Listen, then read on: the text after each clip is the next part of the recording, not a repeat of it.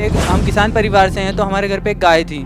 तो गाय को मतलब कि खून चूसने वाले वो जो कीड़े होते हैं वो हो गए थे, और यहाँ पे जीव हिंसा भी नहीं कर सकते हैं। तो फिर हमारे पापा ने गुरुजी के पास दंडवत करते हैं, संत रामपाल जी महाराज जी के पास घर में स्थान बनाया है जहाँ पे दीपक लगाते हैं, और हमने वहाँ पे प्रार्थना लगाई कि परमात्मा आप ही कोई उपाय करो।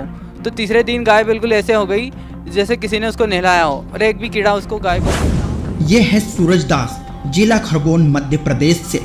और कैसे संत रामपाल जी महाराज जी से नाम दीक्षा लेने के बाद इनके साथ आए दिन गजब के चमत्कार होते रहते हैं।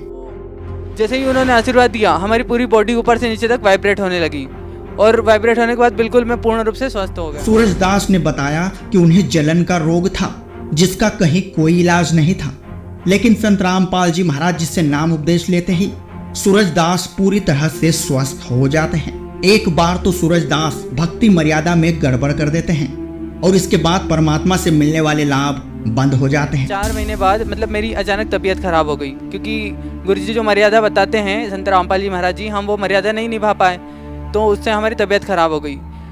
तो फिर हमने 4-5 डॉक्टरों को भी दिखाया, लेकिन हम ठीक नहीं हुए।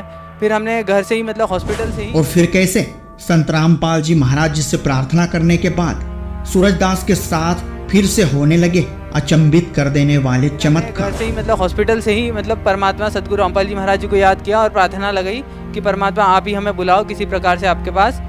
तो उसके दूसरे ही दिन हमारी हॉस्पिटल से मतलब छुट्टी हो गई और हम बरवाला आश्रम के लिए रवाना। हम इंटरव्यू देखते हैं भक्तों का, तो उन्होंने उसमें कई चमत्कार बताते हैं, तो हमने भी मतलब परमात्मा की परीक्षा ही ली एक प्रकार से। मैं मतलब एक कबीर परमेश्वर जी की एक बड़ी फोटो लगी हुई थी, तो हमने कहा कि आप परमात्मा सत्य हो और आपका भक्ति मार्ग सत्य है, और हम इतने नियम से लगे हुए हैं आपके ऊपर, तो आप हमें कुछ चमत्कार दिखाइए।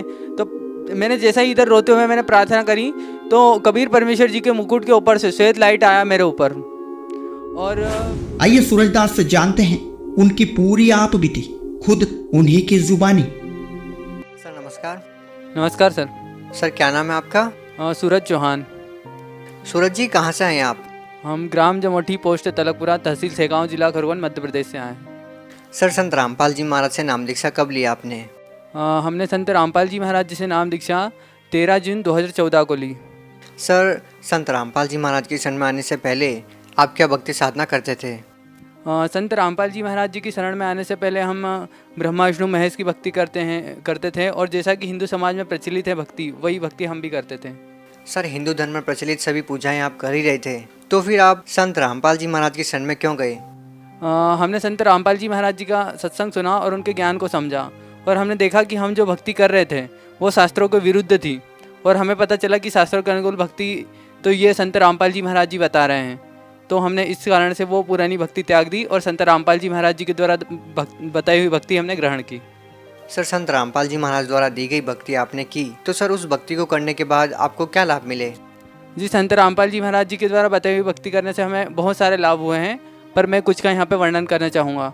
जैसे कि मुझे मतलब जब मैंने नाम दीक्षा ली थी उससे पहले मेरे को जलन का रोग था, मतलब उस रोग से मैं 1.5 साल से परेशान था, और संत रामपाल जी महाराज जी से नाम उपदेश लेने के मतलब 2 दिन बाद ही मेरा वो जलन का रोग भी समाप्त हो गया। उसके बाद हमारी मतलब माता जी हैं, माता जी को प्रेत बाधा थी, तो वो भी संत रामपाल जी महाराज जी से नाम उपदेश लेने के बाद वो प्रेत बाधा भी समाप्त हो गई। फिर उसके बाद चमत्कार भी हुए हैं, जैसे कि हमारे घर पे हम किसान परिवार से हैं, तो हमारे घर पे एक गाय थी, तो गाय को मतलब कि खून चूसने वाले वो जो कीड़े होते हैं वो हो गए थे, और यहाँ पे जीव हिंसा भी नहीं कर सकते हैं। तो फिर हमारे पापा ने गुरुजी के पास दंडवत करते हैं, संत रामपाल जी महाराज जी के पास घर में स्थान बनाया है जहाँ पे दीपक लगाते हैं, और हमने वहाँ पे प्रार्थना लगाई कि परमात्मा आप ही कोई उपाय करो।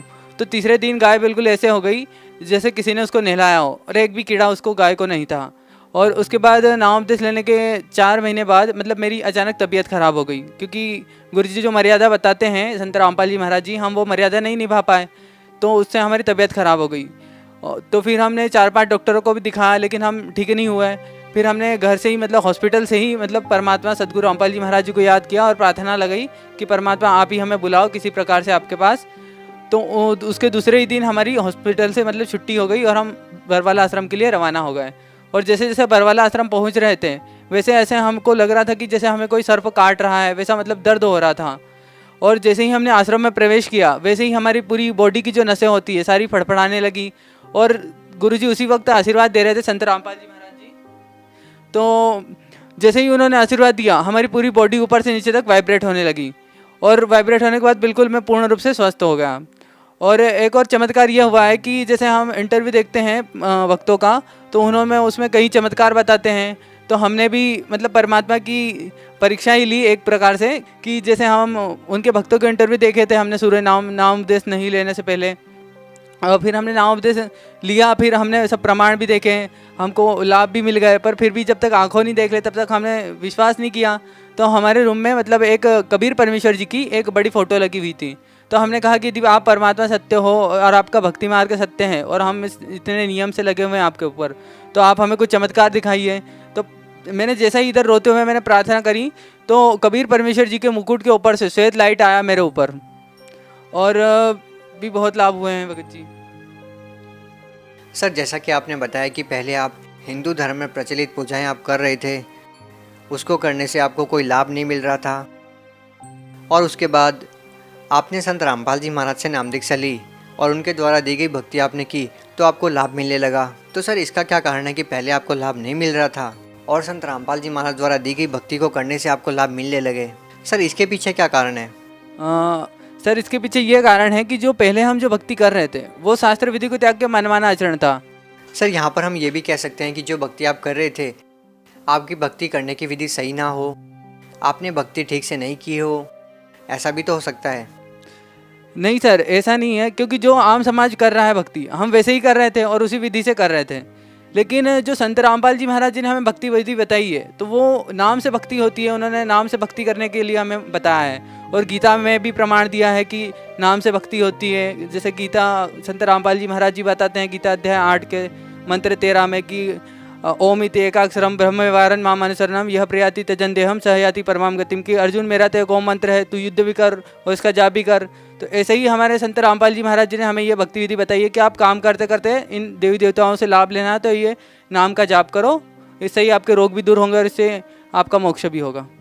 सर, जैसा कि आपने बताया कि संत रामपाल जी महाराज द्वारा दी गई भक्ति को करने से आपको बहुत सारे लाभ मिले। सर, आप संत रामपाल जी महाराज के अलावा किसी और संत से भी नाम दीक्षा लेते तो आपको फिर भी लाभ मिल सकते थे? सर, हमने कई सारे संतों के प्रोग्राम भी सुने और उनके सत्संग भी सुने हमने, पर जो ज्ञान हमें संत रामपाल जी महाराज जी ने बताया ऐसा किसी अन्य संत ने नहीं बताया। वो जो संत बताते थे तो वैसे ही मतलब जैसे पारंपरिक कथाएं सुनाते थे राम सीता की या श्री कृष्ण जी की, वैसे ही जीवन लीला बताते थे, पर उनका जो वास्तविक भक्ति जो जैसे करनी चाहिए जिससे मोक्ष हो वो किसी ने नहीं बताया, जो संत रामपाल जी महाराज जी ने बताया वेदों के अनुसार और गीता के अनुसार। सर, आप संत रामपाल जी महाराज को व अन्य संतों को किस प्रकार से भिन्न पाते हैं, किस प्रकार से अलग पाते हैं? संत रामपाल जी महाराज जी शास्त्रों के अनुसार ज्ञान बताते हैं, और अन्य संत जो हैं वो अपने मतलब अनुभव बताते हैं और उनके अनुसार वो सुनी सुनाई कथाएं बताते हैं, और वो किसी अन्य शास्त्रों में प्रमाण भी नहीं देते हैं जिन्हें हम मानते हैं। जैसे कोई गीता के अनुसार भक्ति भी नहीं बताते हैं, मतलब बताते तो हैं गीता की खूब महिमा, पर उसमें लिखा क्या है वास्तविकता ये तो संत रामपाल जी महाराज जी से पहले किसी ने नहीं बताया। और वेदों का भी हम हिंदू धर्म में सिर्फ हमने नाम सुना था, लेकिन उनमें क्या लिखा है, सृष्टि की रचना कैसे हुई, ब्रह्मांड कैसे रचे गए, यह आज तक किसी भी संत ने नहीं बताया, जो सदगुरु रामपाल जी महाराज जी ने बताया हमें। सर, अब जबकि संत रामपाल जी महाराज 2014 से जेल में हैं, तो क्यों ना आप किसी और संत से नाम दीक्षा ले लें? किसी और से नाम उपदेश लेने का सवाल ही नहीं उठता है, क्योंकि सर जो ज्ञान जो है संत रामपाल जी महाराज जी का, हमने तो उनको ज्ञान को समझा था और शास्त्रों के अनुसार उन्होंने जो साधना बताई थी हम शास्त्रों के अनुसार ही भक्ति कर रहे हैं, और किसी अन्य संत के पास फिर जो शास्त्र विधि को ताकि मनमाना आचरण बता रहे हैं तो उनसे कैसे नाम दीक्षा ले सकते हैं हम? तो हम शास्त्रों के अनुसार ज्ञान भक्ति से जुड़े उनसे, और उससे हमको लाभ भी मिल रहा है, तो फिर हमारा तो पहले से भी और अधिक विश्वास है संत रामपाल जी महाराज जी के ऊपर। सर, आप एक युवा हैं और समाज में ये धारणा बनी हुई है कि भक्ति करने की एक आयु विशेष होती है। अभी आपकी पढ़ने लिखने की उम्र है, आप इस उम्र में भक्ति कर रहे हैं। हमारे संत रामपाल जी महाराज जी बताते हैं कि जैसे बच्चा 3 साल का हो जाता है तो उसे नाम दीक्षा दिला देनी चाहिए, क्योंकि ये तो मोक्ष का मार्ग है, और गीता में भी कहा कि मनुष्य भक्ति करना ही मनुष्य जीवन का मूल कर्तव्य है। इसलिए जो बच्चा 3 साल का हो जाता है 3 साल से लगा के उसे मतलब मृत्यु दम तक भक्ति करते रहना चाहिए, और इसी से हमारा मोक्ष भी होगा। क्योंकि गीता में भी अर्जुन को कहा कि अर्जुन तू मरते दम तक अंत समय तक जो जिस इष्ट की साधना करता है वो उसी को प्राप्त होता है, तो हमें भी जीवन पर्यंत तक ये भक्ति करने की आवश्यकता है। सर क्या आप कोई नशा करते हैं? नहीं सर, हम पहले कभी कभार ऐसा नशा कर लेते थे, लेकिन आप बिल्कुल भी नहीं करते हैं। सर इसका क्या कारण है कि पहले आप नशा करते थे और अब आप बिल्कुल नहीं करते? क्योंकि अब हम जो भक्ति कर रहे हैं इससे हमें मतलब कि जैसे गुरुजी बताते हैं हमारे संत रामपाल जी महाराज जी कि ये भक्ति आप जब करने लगोगे तो आपको इस नशे से कतई नफरत हो जाएगी, और उनके ज्ञान से और उनकी भक्ति से हमें ये नशे से बिल्कुल नफरत सी हो गई है। मतलब कोई सिगरेट बीड़ी वाला भी यदि पास से गुजर जाता है तो उसकी भी हमें स्मेल सी बेकार आती है। सर जैसा कि हम देखते हैं कि लगभग पूरे भारतवर्ष में आज की जो युवा पीढ़ी है वो नशे की गिरफ्त में है। आप उन लोगों को क्या कहना चाहेंगे जो लोग वो इतनी छोटी सी उम्र में नशा करते हैं और अपनी लाइफ को बर्बाद कर रहे हैं? आप उन लोगों को क्या कहना चाहेंगे, उनको क्या संदेश देना चाहेंगे? मैं उन लोगों से ये कहना चाहूँगा कि जो बहुत ही कम उम्र में नशा करते हैं, नशा करने से क्या होता है कि हमारा एक तो शरीर भी खराब होता है और आध्यात्मिक शारीरिक रूप से भी हानि होती है और आध्यात्मिक रूप से भी उसमें हानि होती है। यदि हम छोटी सी उम्र में नशा करने लगते हैं तो उससे हमारा क्या है कि धीरे धीरे मतलब मस्तिष्क से और याददाश्त भी कमज़ोर हो जाती है नशा करने से। और भी इसके कई सारे अवगुण हैं, लेकिन आध्यात्मिक इसके अवगुण भी बहुत सारे बताए गए हैं संतों ने।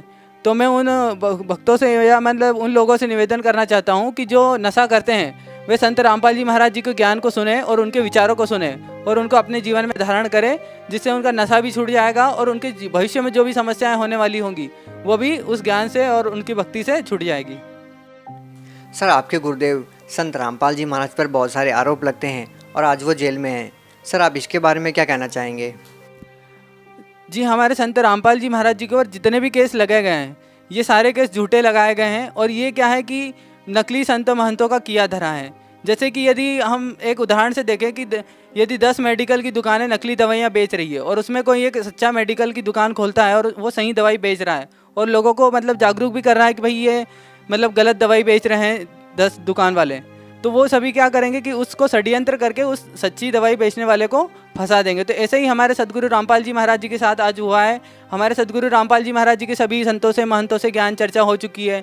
उन्होंने हमारे ज्ञान का जवाब ज्ञान से न देकर मतलब लाठियों से दिया और उनके खिलाफ षड्यंत्र करके उन्हें आज जेल में डाल दिया है। पर सच्चाई को मतलब कुछ दिनों तक दबाया जा सकता है, लेकिन उसको झुकलाया नहीं जा सकता। सर आपकी संत रामपाल जी महाराज को लेकर सरकार से क्या मांग है? मेरी सरकार से यही मांग है सर कि हमारे संत रामपाल जी महाराज जी को जल्दी से जल्दी रिहा किया जाए और उनके ऊपर जितने भी आरोप लगे गए हैं उनकी सीबीआई से जांच की जाए। जी बहुत बहुत धन्यवाद आपका। सत्य घटना, सत्य की तह तक।